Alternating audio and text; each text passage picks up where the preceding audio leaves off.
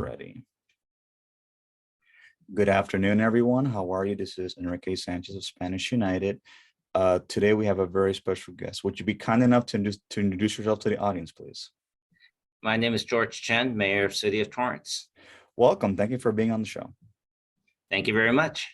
Perfect. Yes. The purpose of this interview is that we like to ask about how is the progress of each individual city, and also when it comes to the inclusion of Hispanic people. So we would like to know a little bit about the demographics of Torrance, and how is the inclusion of Hispanic people, like for example, like in the city council or in Commerce. I think the City of Torrance is a very, I'll call it diverse racially, economically, socially, and academically. So it's a very international city. With respect to city council, the city council are elected. Currently we do have one that's appointed. So city council or jobs in Torrance, the city staff are all hired through a civil service process. Mhm. So the civil service process does the testing, does the objective interviews, and it's based on a person's qualification, not so much as race. Mhm. And I think that's probably a good way. The current city council has 6 elected, and I am a elected mayor. As a matter of fact, we do have one female council member, Councilwoman Sharon Kalani. She's actually Hispanic. Oh, So, nice. yeah, her last name is Kalani, so it may not be the typical last name you would think of, but she is a Hispanic. So, and she got elected. So it's well represented. That's very good. And how would you say, for example, is the ratio like of businesses, for example, that are run by Hispanics? Would you say it's a large demographic, or is it like a medium demographic? I think it's well represented. I don't know who all the business owners are, but I think we have business owners, small business, large business. Sometimes last name doesn't even tell the whole story. Hmm. You understand that you could Right. be, you could have a Spanish last name and you actually might be Filipino Right. in cases here. So it's actually well represented. We really haven't it really I would call it very inclusive community, a very loving community. Um, we just give everybody the opportunities to succeed, whether it's academically, professionally, um, business wise. Hmm. Everybody has a role.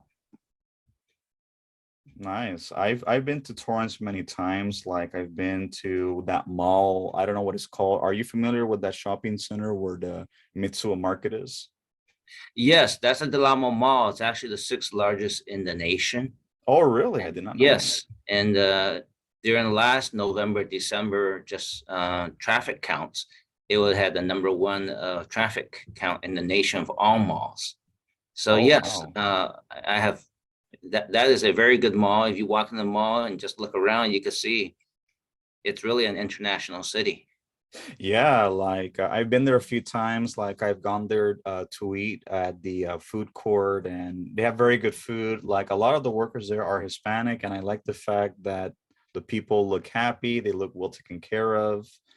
And one thing that I admire about the city of Torrance is that it is a very, not only a prosperous city, but it's also a very tranquil city. And one of the things that we like to do in Spanish United is to also help the homeless people, that are, struggling, and try to get them, with services, and try to look after their basic needs. And I really think that the city of Torrance could be a model for possibly economic development or academic development for like other cities, that are predominantly Hispanic, or possibly in Latin America.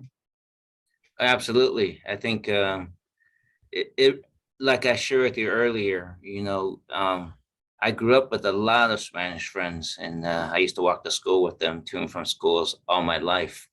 I'm a LA City Unified a graduate. Actually, went to Carson High School. Again, a very integrated high school. I think we do our best. I know that your podcast here is Spanish United, but we have almost every nation racial background in the city, and we want to, even for those who are on the feeling hard times, if there's a will to help them find a job, we have the South Bay Work Investment Board who provide training. There are those who are helpless. We offer them service. Uh, so for those who want help, who's on hard time, whether you're Spanish or a different background, we'll definitely reach out to help you.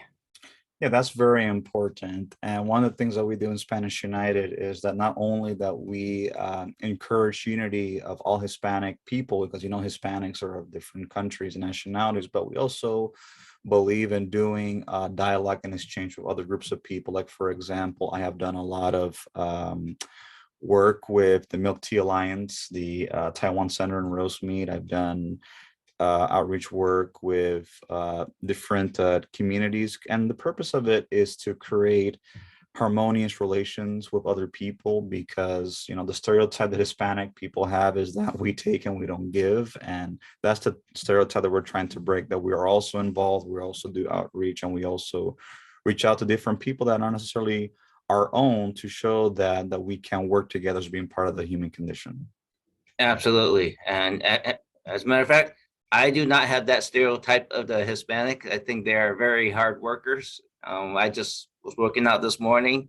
We have a different Spanish community. I just saw the rugby sevens team from Spain working out. Oh, And really? Wow. absolutely world-class athletes as well. So yes, I think I really appreciate the culture here. In Torrance here in the South Bay. Absolutely, the Spanish community is a very important community, and we really value um, them here, their contributions, the work they do, their ideas. It, we love it. That's awesome. And how long have you been elected mayor for? I was elected June of 2022, so Oh, so so recent. I am currently a very, just a little bit over 6 months, 7 months, Oh, wow. So you are a recent mayor then. and that's correct. Oh, nice, nice. Is your back? Forgive me for asking, but your background is Chinese, am I correct? Yes, and it depends on how specific you want. I'm actually born in Taiwan, so somebody will say I'm Chinese, or some might say I'm born in Taiwan and be Taiwanese. But I'm not going to split hairs here. Right. I was in Taiwan in 2004. I was there for about a few days, and I liked it. It was a very good experience. Yes, yes, and actually, some of the cultures there is some similarity. If you just walk down the streets of a city in Taiwan, you may see some similarities in some Latin American countries. Yeah, yeah. Like, I remember when I was in Taiwan, we took a tour to the city of Keelung. I'm not sure if you're familiar with that Yep, city. yep, It's yep. it's a port in the north, and we walked through this area that was called the City of Sadness. That's where the Urba situation happened. Okay. Yeah. And my mother was very amazed because she's actually saw that movie many years ago. Okay. She's elderly now, but she said that she never thought in a million years that she would be in Taiwan, especially walking the steps where the City of Sadness happened. Right, right. Very good. Yeah, I think sometimes you got to visit a different country and really uh, get a better, deeper sense of its culture and what the people goes through. And there's Yes. a lot of shared experiences. Might not be exactly the same, but a lot of it, there's some parallel experiences. Yes, like, for example, my mom is from Puerto Rico, and back in the 1930s, there was also something similar that was called the Ponce Massacre, where a group of Puerto Rican nationalists declared independence, and the United States government brought it down because Puerto Rico is still a U.S. Yep. territory. As a matter of fact, I had a neighbor growing up who was Puerto Rican. It was one of my best friends. We used to walk to school every day. Oh, wow, go figure! What a small world. Yes, yes. That's very Delgado. His last name is Delgado. I still remember Robin Delgado. Delgado is a very common Spanish name in Puerto Rico. Right. Right. Awesome, awesome. And so I wanted to also ask you, as mayor, like how would you see in, for example, like improving in general the standard of living or pretty much everything as mayor? Like what would you do different that other mayors, haven't done differently? Well, as I am the first. If you do a lot of digging in history, and then when I was elected last year, I'm the first Asian mayor in the 100-year history of the city of Torrance. Oh, wow. Uh, I did not run as an Asian candidate. Well, I of just course. ran. I ran based on my qualifications and my values. I do see that for a community to thrive, it needs to be a safe community. For example, you talked about a lot of restaurant workers, kids going to school. So number one priority is safety. So Hmm. I'm going to make sure that the kids can freely walk to school.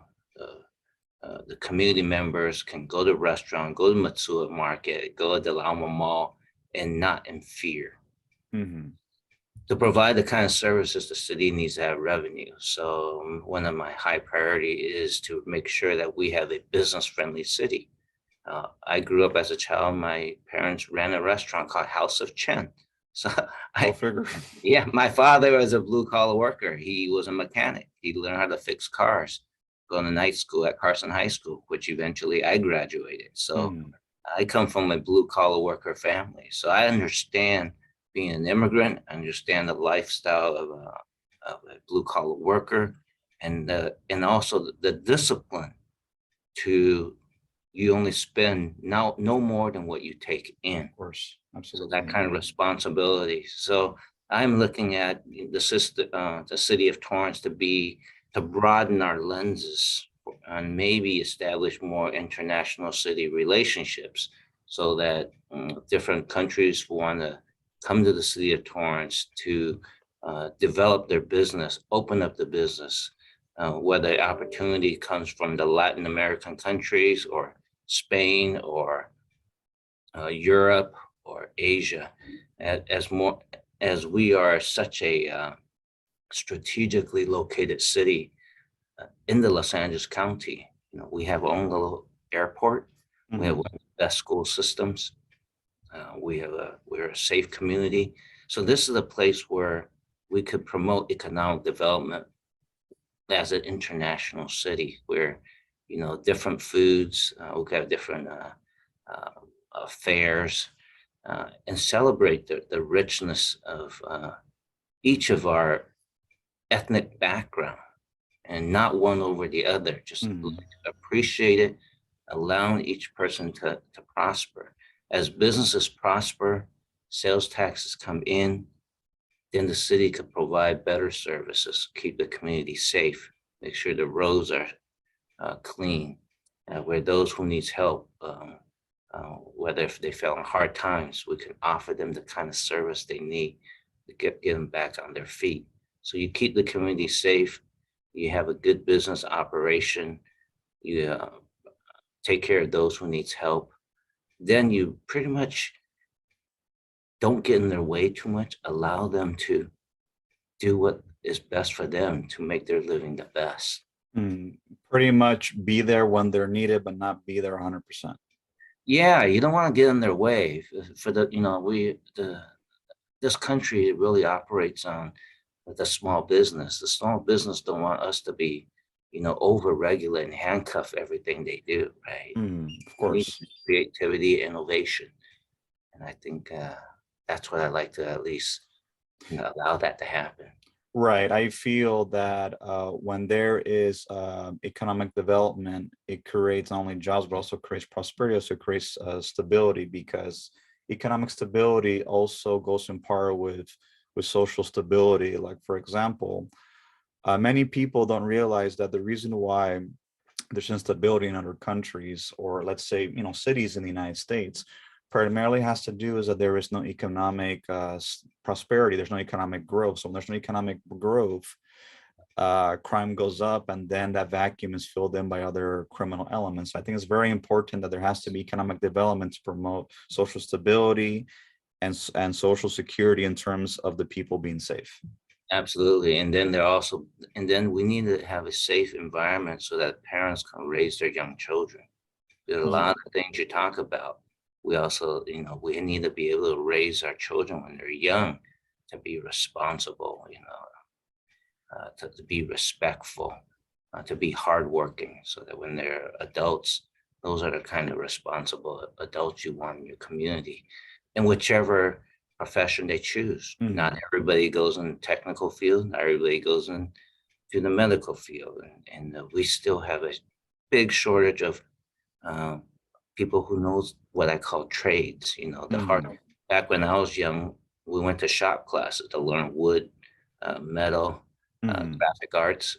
Uh, We need to at least promote that because that's also becoming a lost skill set nowadays. Yes, like one of the things that I encourage people in Spanish United is to get an education, because I feel that one of the things that is keeping the Hispanic community from reaching their potential is a lack of education, and also a lack of skill. Because I understand when people come as recent immigrants, they start out not getting a well-paying job, but that's something that you do temporarily, not long term, and that's not something that you pass on to your kids. So I think it's very important that Hispanic parents need to emphasize on education, or at least a trade, because that's the only way that one can move the economic ladder. And also, I believe that there needs to be establishment of community centers like Spanish United. We're trying to get sponsorships to try to at least establish one community center somewhere.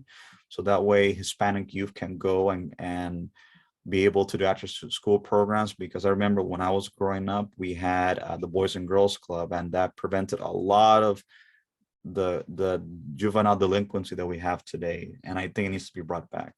Yeah, no, I understand what you're saying because I was a latchkey kid because my parents were out working before I went to school. So I walked to school. When I came home, no one was home. So, uh, and I think, getting folks, young students, involved in sports is also a way of teaching responsibility, teamwork.